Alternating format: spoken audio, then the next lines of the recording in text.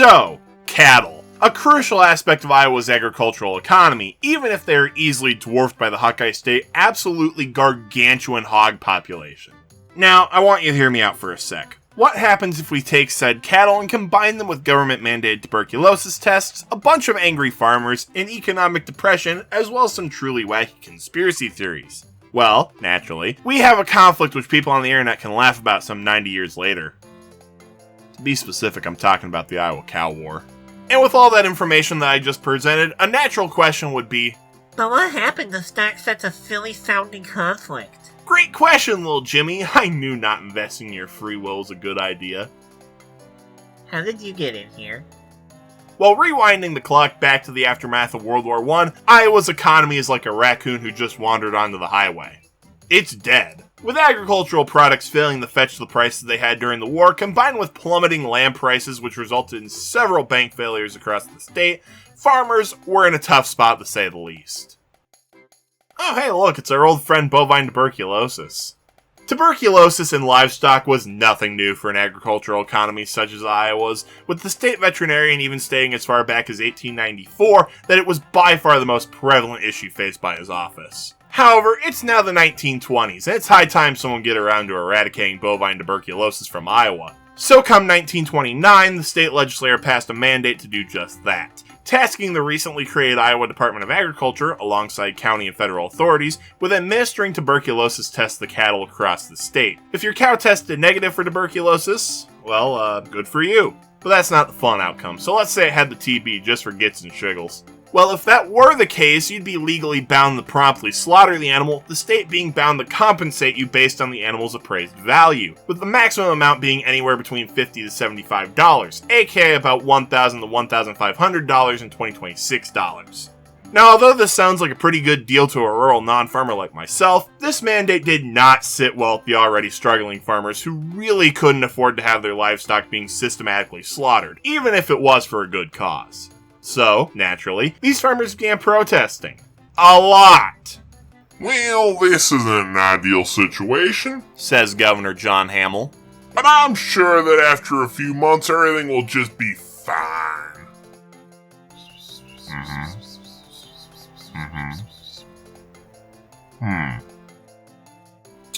Wait, what do you mean the stock market just crashed?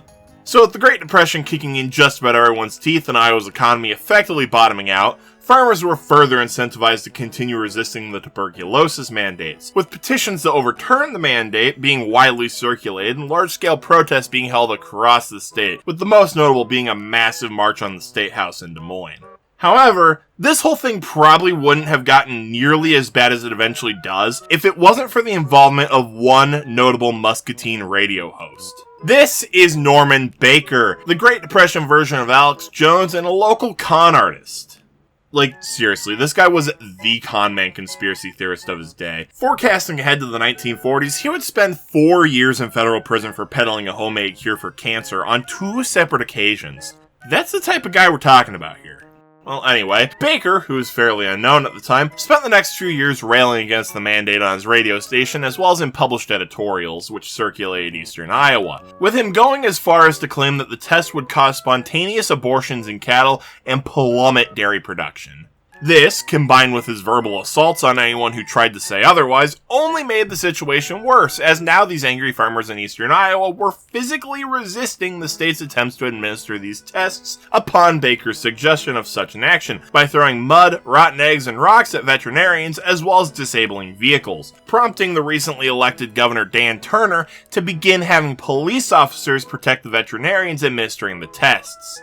If you think this whole situation has already gone off the rails, well, just you wait, because we've finally hit September 21st, 1931, the day that everything goes off the rails. On that day, 65 police officers are sent into Cedar County, the heart of this unrest, to ensure the safety of the veterinarian tasked with testing the cattle of one J.W. Lanker. Now see, Lanker had been a vocal critic of the mandate from day one and was a major voice within the movement.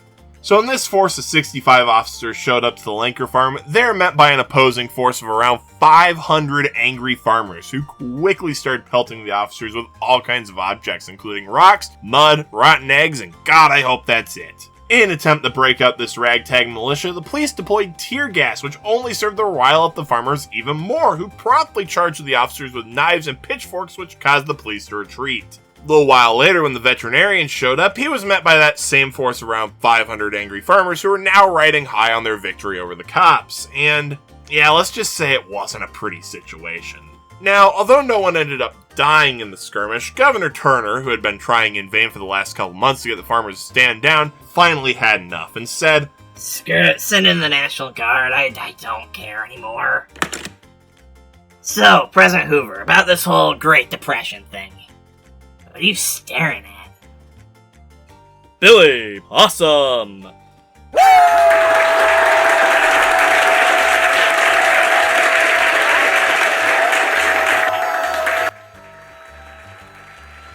Huh. So on orders from the governor, Cedar County was placed under martial law, and the National Guard was sent in to enforce the tuberculosis mandate. This, unsurprisingly, was a fairly unpopular decision, with newspapers criticizing the move, and Norman Baker, who I have to assume realized that this was kind of his fault, sent a telegram to Governor Turner begging him to reconsider. Don't worry, Baker didn't have a change of heart. He was still publishing editorials at the time. Despite this heavy public outcry against his decision, Governor Turner stuck with his choice and maintained a heavy National Guard presence in Cedar County until the testing wrapped up and troops were removed around a week later.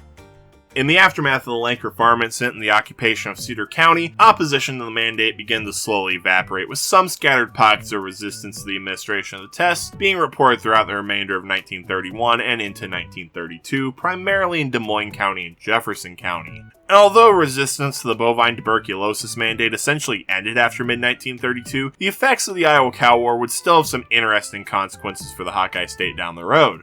When it comes to the farmers who were actively resisting the mandate, many would serve stints in state penitentiaries, including J.W. Lanker, who was arrested after claiming he had actually sold the cattle which caused the whole skirmish in the first place, and then failing to provide the National Guard any paperwork for the purported sale. Classic move right there, Lanker. Anyway, although Iowa's economy began somewhat recovering over the course of the 1930s, the agricultural sector had to wait until the onset of World War II for their recovery to begin in earnest. However, looking at Iowa from a political angle, we see a great deal of immediate change. Put simply, Governor Turner's decision to send the National Guard into Cedar County was a deeply unpopular move, which came with a $150,000 price tag in an era where the state really didn't have that kind of money to spend. Needless to say, by the time the 1932 gubernatorial election rolled around, Iowans were desperate to have someone else in office, and combining that with the national political mood of the time meant that Dan Turner became only the second Iowa governor to lose re-election and the first Republican to do so. And given Iowa's political history, that is saying something. Oh yeah, Norman Baker got his license revoked by the FCC over this whole thing, basically got driven out of Iowa. So instead, he decided to make an appearance in politics, running in the 1932 gubernatorial election, as well as in the 1936 Senate election, before going back to scamming people. And landing himself a spot in Fort Leavenworth before dying in 1958. But hey, minor details. Now, looking at this whole thing from above, it looks rather stupid. I mean, sure, these farmers were hurting pretty bad economically and were being taken advantage of by the local conspiracy theorist whack job, but personally, I don't think that's a very valid excuse to ignore medical facts and turn to violence just because they disagree with their government's decision. But hey, given how stupid the whole Iowa Cow War thing was, I'm sure that there are absolutely no parallels that could be drawn between it and semi-recent events, right? Oh, so this is why people become alcoholics. I get it.